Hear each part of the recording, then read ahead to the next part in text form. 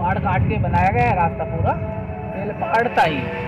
पहले पहाड़ था। जी हाँ, पहाड़ काट के बनाया गया है रास्ता।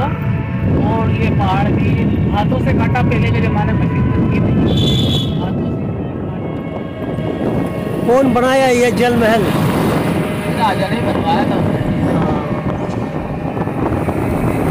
पहले आते थे इसमें, लकड़ी का पुल था इसके अंदर। पुल। हाँ, तो पुल गया जब से नहीं आते।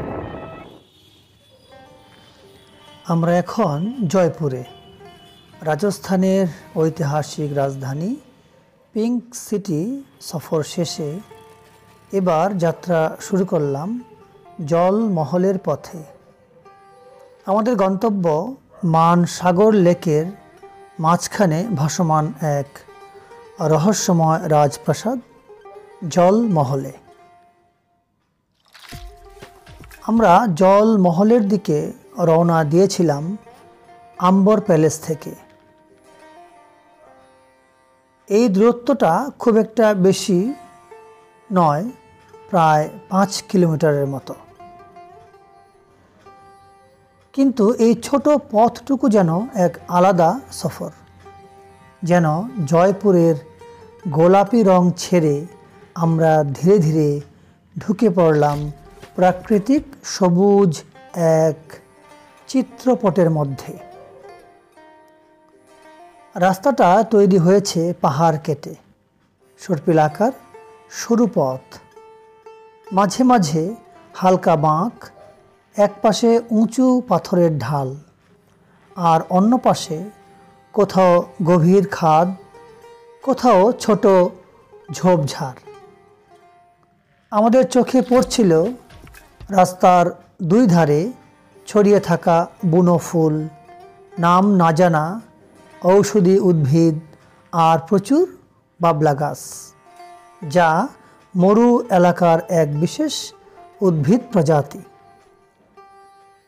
হালকা রোদে যখন গাছপালার ছায়া রাস্তায় পড়ছিল, অটোরিকশার শব্দ ছাড়া পুরো এলাকাটা ছিল একেবারে নির্জন এবং খুবই শান্ত।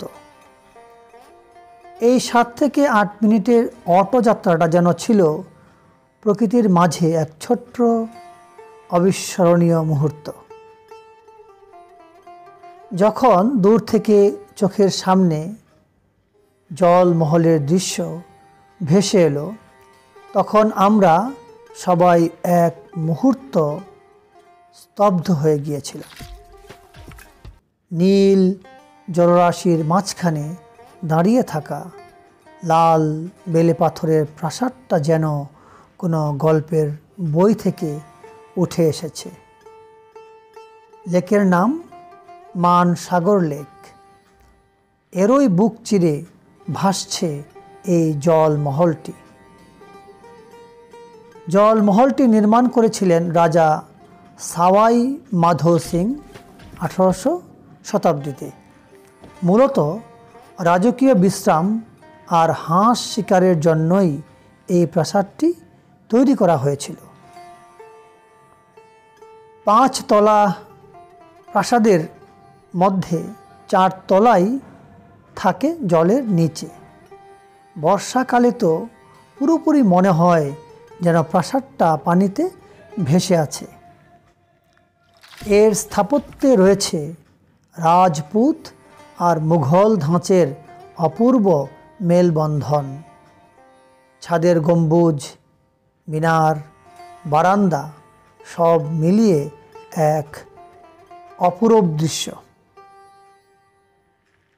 লেকের জলে মহলটির অপূর্ব প্রতিফলন আর চারপাশের পাহাড়ের আবছা রেখা সকলের মনে নিশ্চয়ই দাগ কেটে যাবে।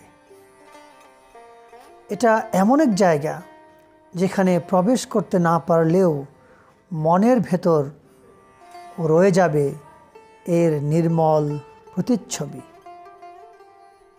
আপনি যদি কখনো জয়পুরে আসেন, জল মহলের দিকে একবার তাকিয়ে দেখবেন আর দেখবেন কিভাবে ইতিহাস আর প্রকৃতি একসঙ্গে গল্প বলে। এই ছিল আমাদের দূর থেকে দাঁড়িয়ে জলমহল দেখা।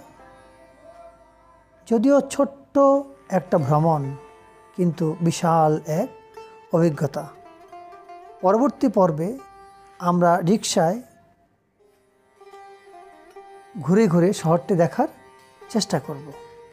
আশা করছি আজকের মতো সেই ভ্রমণেও আপনারা আমাদের সঙ্গী হবেন। আল্লাহ হাফেজ সকলে।